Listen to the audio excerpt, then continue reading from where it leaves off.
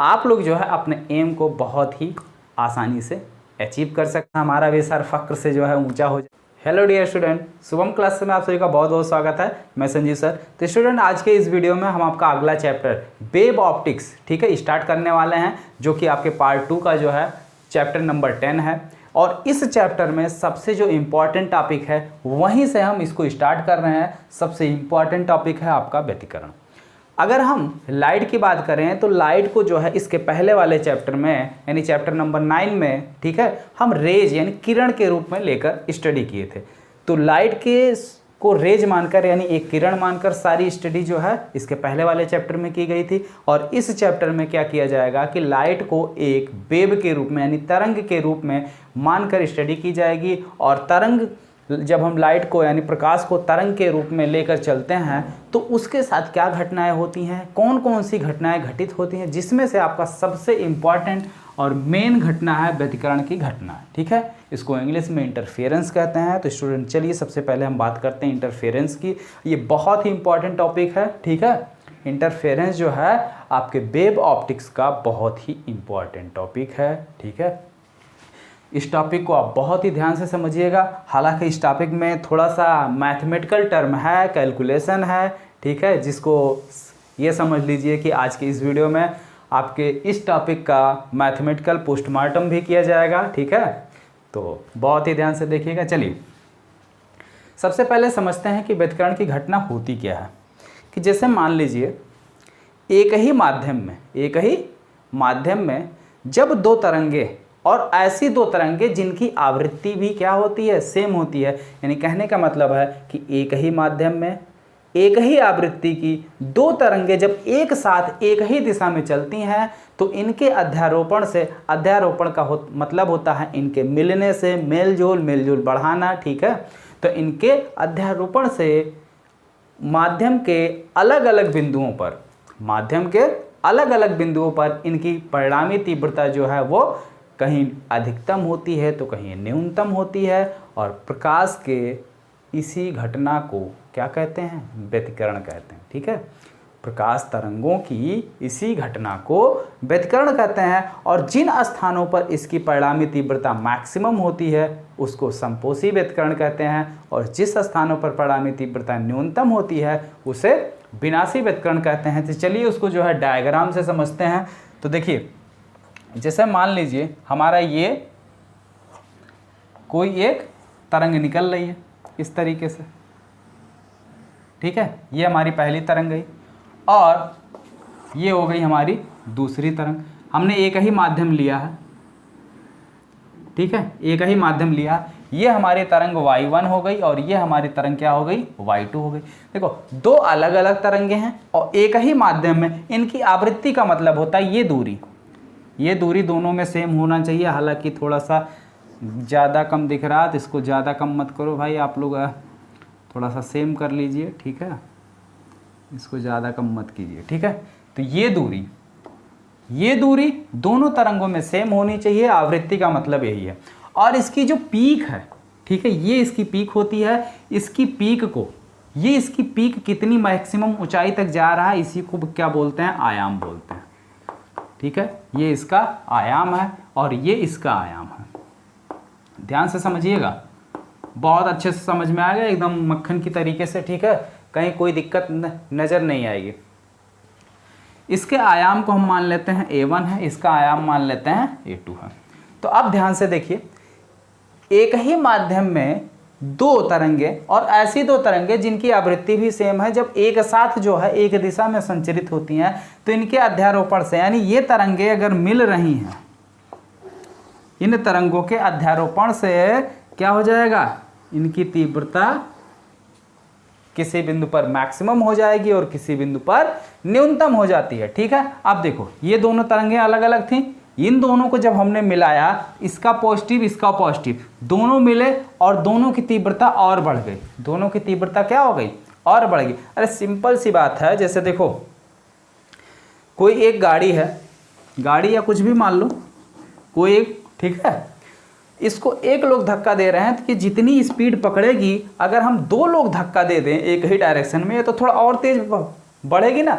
ठीक उसी तरीके से यहाँ पर आपकी जो पॉजिटिव डायरेक्शन में ये तरंग जा रही थी और ये तरंग भी हमारी पॉजिटिव डायरेक्शन में, और इसकी जो आवृत्ति है दोनों की आवृत्ति भी सेम है, तो इनके अध्यारोपण से जो हमारा अगला तरंग आएगा उसकी तीव्रता क्या हो जा रही है, मैक्सिमम हो जा रही है, यानी बढ़ जा रही है। ठीक है, तो ये इसका आयाम होगा, ये इसका आयाम होगा, और इसकी तीव्रता कितनी हो गई, दोनों की तीव्रताओं के योगफल के बराबर हो जाएगी, A1 plus A2, A1 plus A2। ठीक है, तो अब देखिए यहां पर तीव्रता आपकी मैक्सिमम हो गई। ये आपका कैसा व्यतिकरण कहलाएगा, समपोषी व्यतिकरण कहलाएगा। क्या कहलाएगा, समपोषी व्यतिकरण।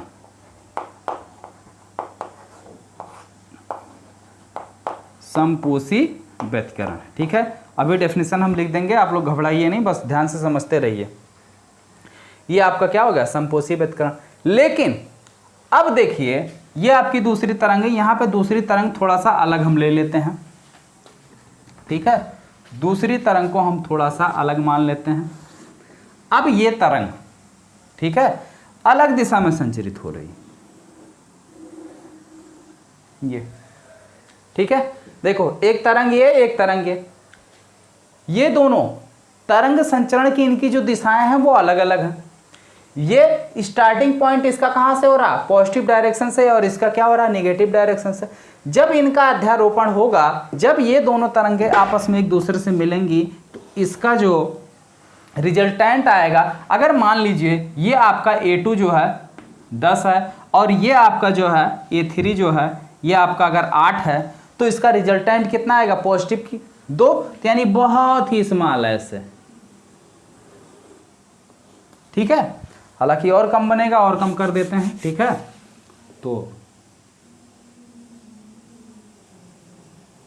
कुछ इस तरीके से आपका ये बनेगा, है कि नहीं। ठीक है, तो इस तरीके से ये बनेगा। ये आपका कौन सा व्यतिकरण कहलाएगा, ये आपका जो है, यहां देखो, यहां मैक्सिमम है, यहां न्यूनतम है, ये समपोषी व्यतिकरण होगा, ये विनाशी। यहां पे समपोषी ये होगा, यहां पे विनाशी ये होगा। ठीक है, तो माध्यम के जिस बिंदु पर परिणामी तीव्रता अधिकतम, यहां अधिकतम हो रही है, तो ये आपका समपोषी व्यतिकरण कहलाएगा। ठीक है, और ये आपका कौन सा है, ये आपका विनाशी व्यतिकरण है। क्या है, विनाशी व्यतिकरण। तो चलिए परिभाषा को लिखिए। ठीक है, तो दोनों कॉन्सेप्ट क्लियर हो गए, समपोषी व्यतिकरण और विनाशी व्यतिकरण किसे कहते हैं, एकदम अच्छे से। चलिए देखिए, जब किसी माध्यम में, जब किसी माध्यम में एक ही आवृत्ति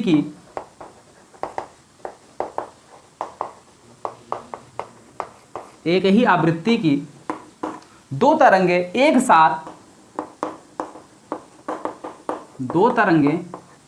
साथ, एक ही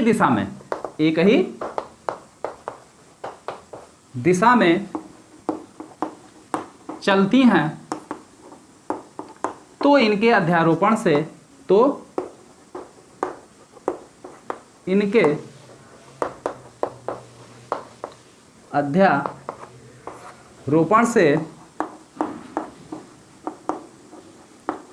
माध्यम के भिन्न भिन्न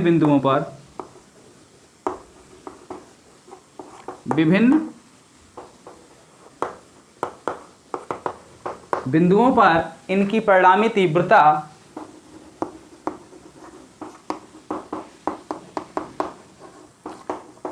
तीव्रता अधिकतम व न्यूनतम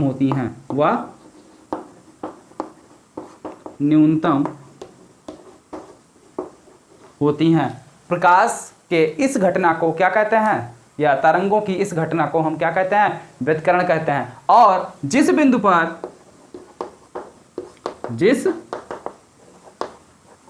पर परिणामी तीव्रता अधिकतम होती है, उसे समपोषी व्यतिकरण क्या कहते हैं, समपोषी व्यतिकरण कहते हैं। संपोषी व्यतिकरण कहते हैं। संपोषी व्यतिकरण व जिस बिंदु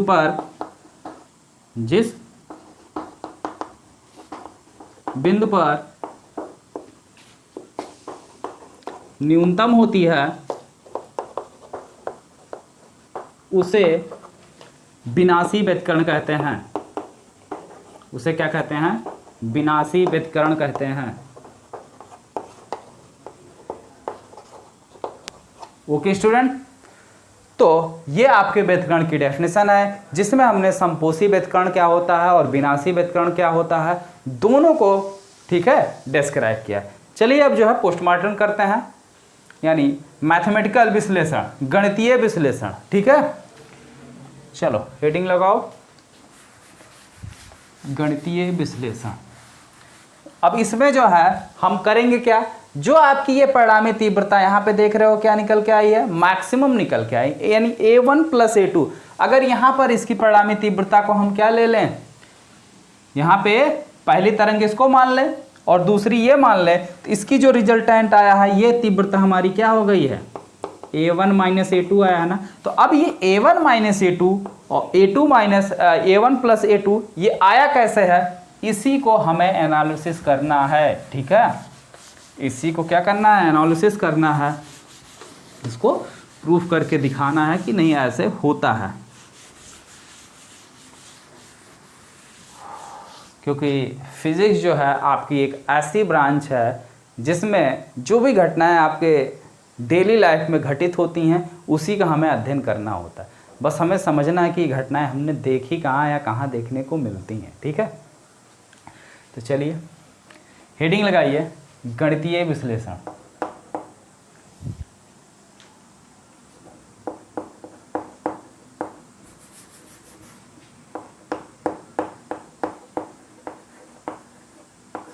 गणितीय विश्लेषण यानी कि मैथमेटिकल पोस्टमार्टम या एनालिसिस। ठीक है, चलो अब देखो इसमें बहुत ध्यान से समझिएगा क्योंकि बहुत ही अलग कॉन्सेप्ट है। अब ये जो पहली तरंग यहाँ हमने ली है, मान लेते हैं इस तरंग का कोई एक समीकरण होगा। क्या समीकरण है, मान लेते हैं इसकी तरंग का समीकरण y1 = क्या है, A1 sin ωt, A1 sin ωt। अब ध्यान से समझो, कला क्या होता है, कलांतर क्या होता है, ये सारी चीजें जब आपको प्रत्यावर्ती धारा पढ़ा रहा था तो वहां पे साइन के साथ में ये जो लगा हुआ है ये आपका क्या है, कला है, जिसको इंग्लिश में क्या बोलते हैं, फेज। ठीक है, और जो दूसरी तरंग है ये, इसका समीकरण मान लेते हैं y2 = क्या है, A2 sin ωt + phi। अब यहां पे साइन के साथ में क्या है, ये इतनी चीजें हैं, तो ये आपका क्या हो गया, कला हो गया। ठीक है, ये आपकी क्या हो गई, कला, यानी कि फेज। अब देखो दोनों की कला में, यहां पे इसकी कला कितनी है, ωt, यहां पे इसकी कला कितनी है, ωt + phi। दोनों में कुछ डिफरेंस दिख रहा है, फाई का अंतर है, इसमें फाई ज्यादा है, इसमें फाई नहीं है, तो कलांतर कितना हो गया, फाई। ठीक है, तो फाई हमारा क्या हो गया, दोनों तरंगों का कलांतर। ठीक है, दोनों तरंगों में कलांतर। ठीक है, या इसी को बोलते हैं phase difference, phase difference. Clear हो गया, तो फाई हमारा क्या हुआ, कलांतर हो गया, किसका, पहली और दूसरी तरंग में कितने कोण का अंतर है, इसी को हम कोण बोलते हैं या फेज, कला, जो भी आपको समझ में आए आप बोल सकते हैं। ठीक है, तो चलिए अब इन दोनों तरंगों को क्या करते हैं, इन दोनों तरंगों का परिणामी तरंग निकालते हैं। तो परिणामी तरंग कितनी हो जाएगी, परिणामी तरंग, और ये परिणामी तरंग हमको मिलेगा कैसे, हम जानते हैं जब तरंगों को आपस में मिलाते हैं तो ये होता है अध्यारोपण का सिद्धांत, यानी इसमें जो भी तरंगें हमारी जैसे एक ही माध्यम में और एक ही आवृत्ति की तरंगें जब एक साथ संचरित होती हैं तो इन तरंगों को डायरेक्टली जोड़ लिया जाता है, और यही हमारा कहलाता है अध्यारोपण का सिद्धांत। ठीक है, तो ये कहाँ से मिलेगा हमको? अध्यारोपण के सिद्धांत से। ठीक है, अध्यारोपण के सिद्धांत से। तो परिणामी तरंग क्या हो जाएगी? y = हो जाएगा y1 प्लस y2। अब वैल्यू रखो y1 और y2 की, तो क्या वैल्यू हो जाएगी? a1 sine omega T plus a2 sine omega T plus 5।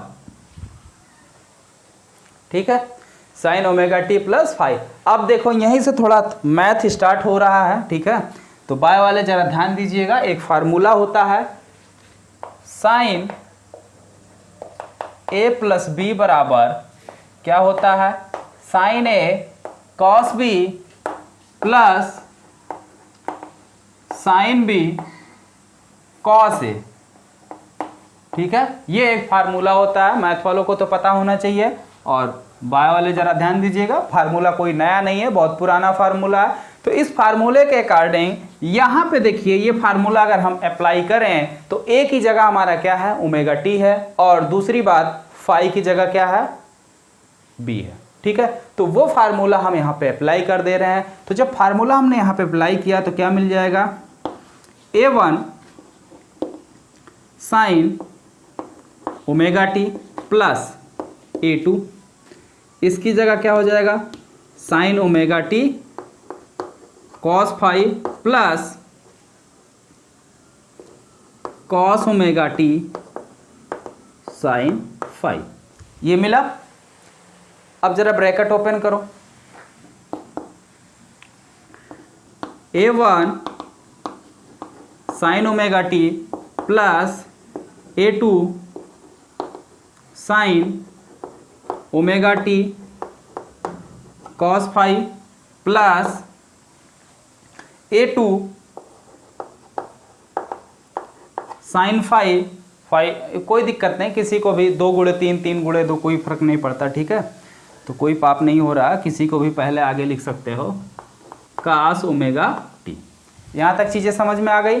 अब अगर यहाँ तक चीज़ें समझ में आ गई तो देखो यहाँ पे साइन ओमेगा टी दोनों में कॉमन है, दोनों में कॉमन ले लो साइन ओमेगा टी। तो साइन ओमेगा टी को अगर हम कॉमन ले लें, साइन ओमेगा टी कॉमन ले ले, यहाँ क्या बचा? a1, यहाँ क्या बचा? a2, इसके साथ में cos फाई और आपका बच जा रहा cos फाई। ठीक है, प्लस यहाँ पे देखो a2 sine phi cos omega T, ये इतनी चीज़ बची। ठीक है, यहाँ तक अगर चीज़ें समझ में आ गई हैं तो अच्छी बात है। अगर नहीं समझ में आई फिर देखो हमने किया क्या? दोनों तरंगे, ये आपकी पहली तरंग थी, ये आपकी दूसरी तरंग थी, इस तरंग का हमने एक समीकरण मान लिया। ठीक है, y1 बराबर माना a1 sine omega T, y2 बराबर माना a2 साइन ओमेगा टी। फिर परिणामी तीव्रता, परिणामी तरंग क्या हो जाएगा? y बराबर, दोनों को सीधे सीधे जोड़ लो, और ये कैसे जुड़ेगा? अध्यारोपण के सिद्धांत से। y1 की यहाँ पे वैल्यू रखी गई, y2 की वैल्यू रखी गई। ठीक है, वैल्यू रखने के बाद यहाँ पे कुछ नहीं किए हैं, साइन a प्लस बी का फार्मूला अप्लाई कर दिए हैं, जो कि ये होगा। फिर ब्रैकेट ओपन करके कॉमन ले लिया गया, फिर ये चीज़ आ गया। अब देखो मान लो यहाँ पे कुछ माना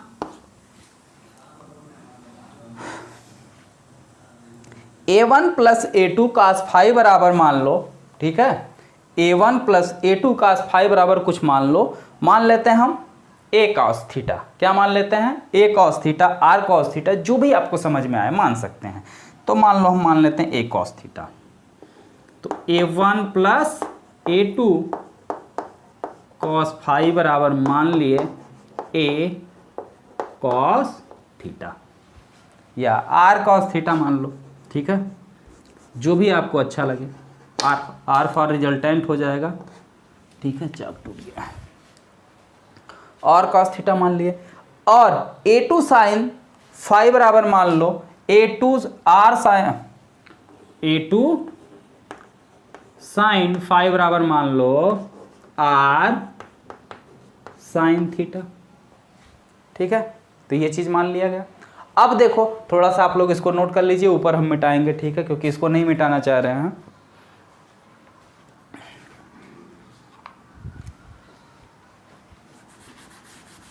चलिए ध्यान से देखिए, अब जो हमने माना है उसको क्या करो, पुट कर दो।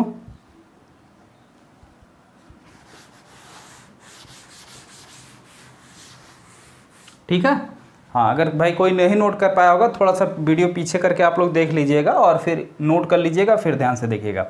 यहां पे क्या हो जाएगा आपका, साइन ओमेगा टी,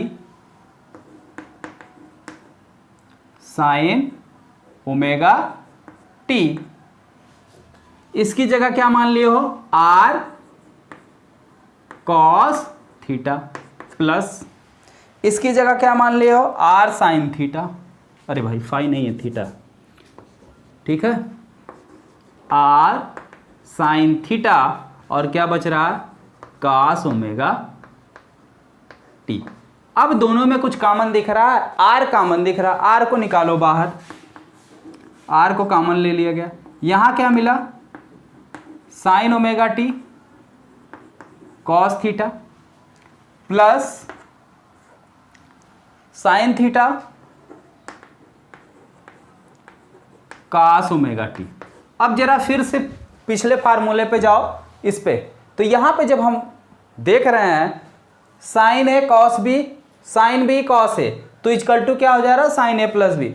सेम वही चीज, ए की जगह हमारा ओमेगा टी है, बी की जगह थीटा है, तो ये क्या फार्मूला बन जाएगा, R sine omega T plus theta, R sine omega T plus theta. अब यहां पे देखो जो आपकी परिणामी तरंग है उसका नेचर किस तरीके से होगा, यहां से क्लियर हो गया। अगर यहां पे हम देखें या यहां पे देख रहे हैं तो यहां पे समझ में नहीं आ रहा कि वो साइन कर्व बन रहा है या कॉस कर्व बन रहा है। यहां पे साइन और कॉस दोनों मिक्स होके एक साथ आ रहे हैं, तो परिणामी तीव्रता का हम नेचर नहीं जान पा रहे हैं कि वो कैसा कर्व बनेगा। लेकिन जब इसको थोड़ा सा हम और सॉल्व कर रहे हैं और नीचे एनालिसिस कर रहे हैं तो यहाँ पे हम देख रहे हैं परिणामी तीव्रता जो हमारी वो भी क्या आ गई, साइन में आ गई, यानी क्लियर हो गया कि ये भी साइन का कर्व बनेगा। ठीक है, इसको बना लो समीकरण नंबर 1 और फिर आगे ध्यान से देखो और इसके आगे थोड़ा सा परिणामी तीव्रता आर की भी वैल्यू निकाली जाए। तो चलिए देखते हैं, यहाँ तक हो गया, अब नीचे मिटा देते हैं। हो नीचे जो है जो हमने माना था उसको आप लोग थोड़ा सा लिख लीजिए। क्या माना गया था, A1 plus A2 cos phi बराबर माने थे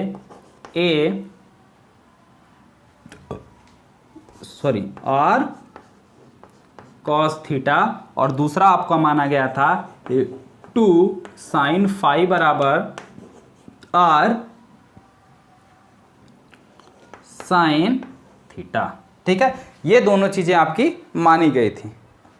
एक सेकेंड, क्या था, यही था कि कुछ और था, यही था ना, हाँ सही था, यही था। ठीक है, अब देखो इसको बना लो समीकरण नंबर 3, इसको बना लो 1, इसको 2, या अब देखो समीकरण नंबर 1 और 2 को वर्ग करके जोड़ने पर, तो समीकरण 1 व 2 को वर्ग करके जोड़ने पर,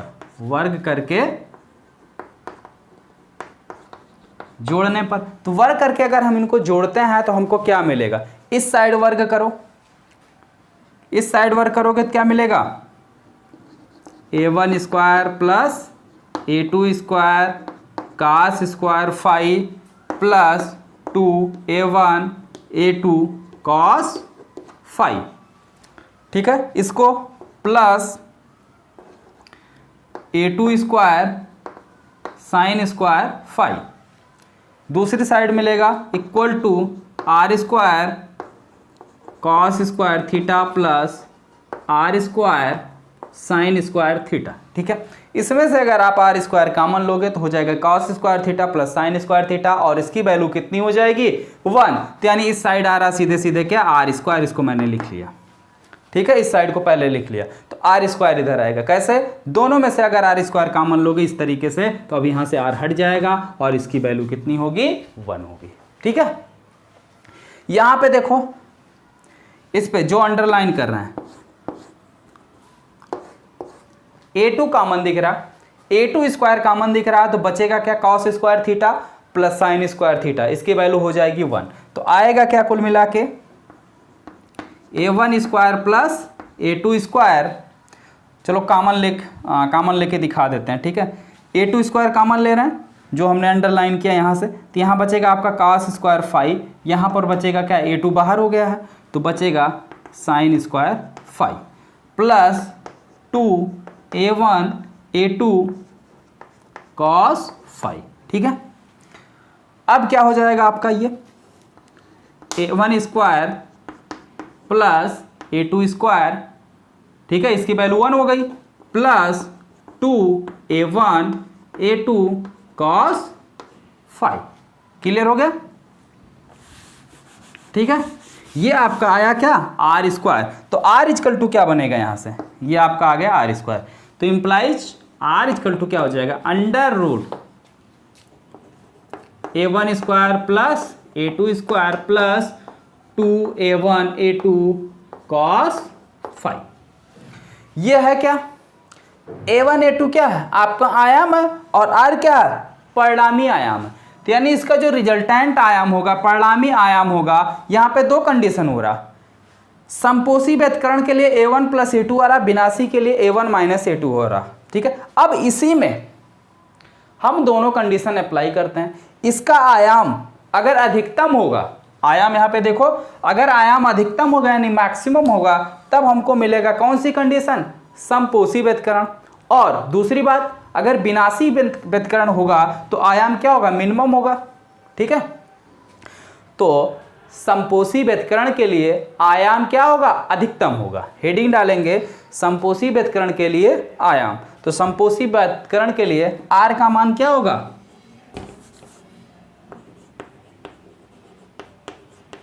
समपोषी के लिए या समपोषी व्यतकरण के लिए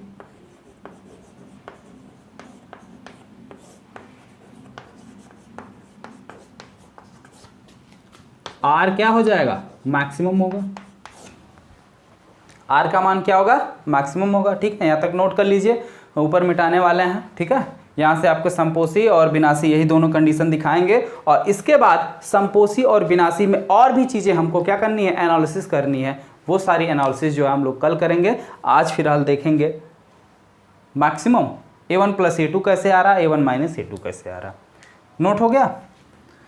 चलो आगे देखते हैं। हाँ, एक चीज़ तो हम बोलना आप लोगों से भूल गए हैं। ठीक है, तो आप लोग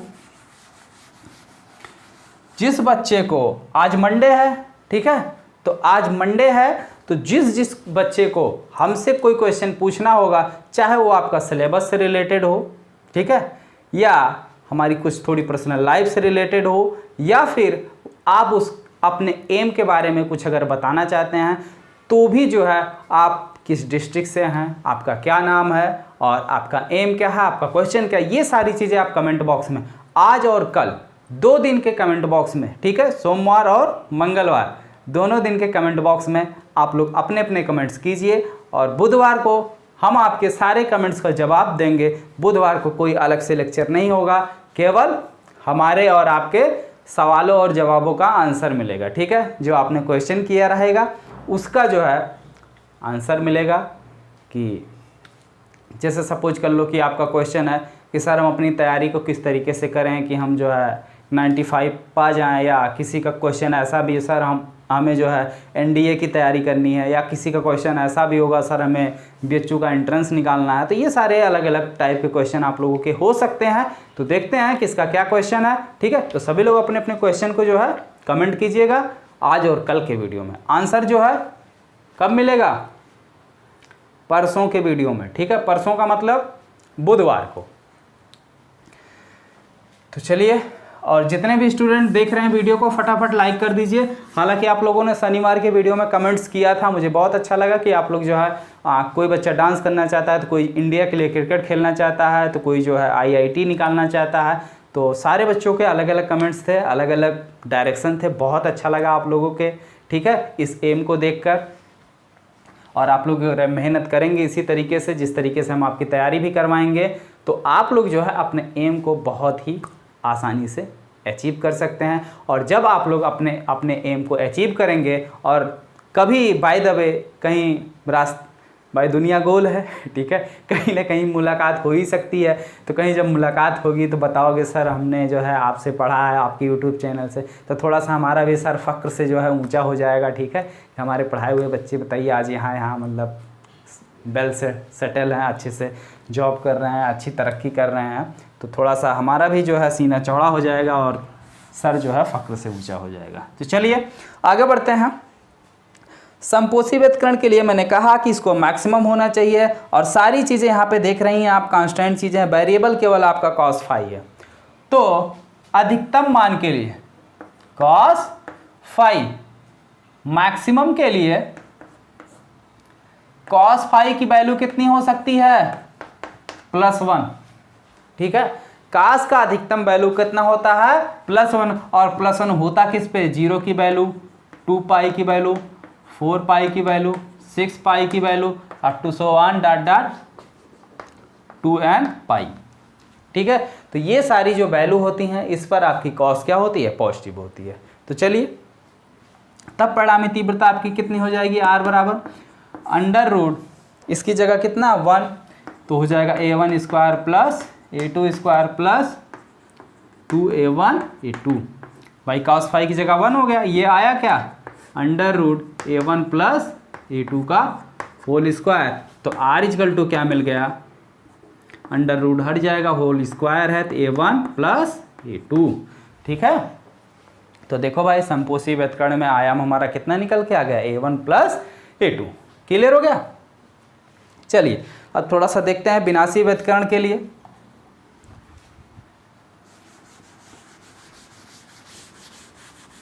तो देखा जाए भाई विनाशी व्यतकरण के लिए क्या निकल के आता है। तो विनाशी व्यतकरण के लिए जब cos फाई क्या हो जाएगा? मिनिमम हो जाएगा, और cos फाई की मिनिमम वैल्यू कितनी होती है? -1 होती है, और -1 कितने पर मिलता है? एक तो आपका मिलेगा पाई पर, दूसरा 3 pi, 5 pi, up to so on 2n-1 pi, ठीक है। इन सारी वैल्यूओं पर यानी इन सारे मानों पर आपका cos जो है वो मिनिमम होता है, ठीक है, या न्यूनतम होता है।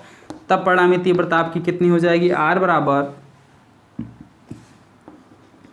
a1 square plus a2 square, cos phi की जगह -1, cos फाई की जगह जब -1 रखेंगे तो यहाँ पे बीच में आ जाएगा -2 a1 a2, a square plus b square -2 ab क्या हो गया? a1 माइनस a2 का होल स्क्वायर। अब होल स्क्वायर है तो अंडर रूट अपने आप हट जाएगा, तो परिणामी तीव्रता r बराबर कितनी आ गई? a1 माइनस a2, ठीक है। तो देखो भाई विनाशी व्यतकरण के लिए परिणामी तीव्रता हमारी कितनी निकल के आ गई? a1 माइनस a2, ठीक है। तो यहाँ तक क्लियर हो गया। अब इसके आगे समपोषी व्यतकरण और विनाशी व्यतकरण में भी और अभी थोड़ा सा एनालिसिस करना है, वो एनालिसिस जो है हम लोग कल करेंगे, और भी इसके बारे में काफ़ी डिटेल में जाना है वो कल किया जाएगा। आज के लिए सिर्फ इतना ही, और बहुत ज़्यादा कन्फ्यूजन नहीं क्रिएट करूँगा, क्योंकि इसके आगे अगर मैं बढ़ूँगा, ठीक है, समपोषी और विनाशी के थोड़ा सा और डीप में जाएंगे तो थोड़ा सा कन्फ्यूजन आ जाएगा, ठीक है। तो इसलिए जो है आज यहीं रोकते हैं, और जैसा कि हमने कहा है एक बार फिर से भी बोल रहे हैं सभी लोगों को कि सभी लोग जितने भी लोग देख रहे हैं वीडियो को लाइक कर दीजिए, और साथ ही साथ अपने एम, आपका क्या क्वेश्चन है, आप कहाँ से हैं, ठीक है। अच्छा, ये कल बहुत बच्चों ने कमेंट किया था, अच्छा कोई अम्बेडकर नगर से नहीं है हमारे डिस्ट्रिक्ट से? भाई हम भी अम्बेडकर नगर के हैं, तो जो भी कोई अम्बेडकर नगर का होगा तो ज़रा एक बार कमेंट कीजिएगा क्या नाम है, ठीक है, और अम्बेडकर नगर में किस जगह से आप हैं। ओके स्टूडेंट, तो मिलते हैं अगले वीडियो में, तब तक के लिए आप लोग अपने अपने क्वेश्चन जो है कमेंट बॉक्स में कमेंट कीजिए।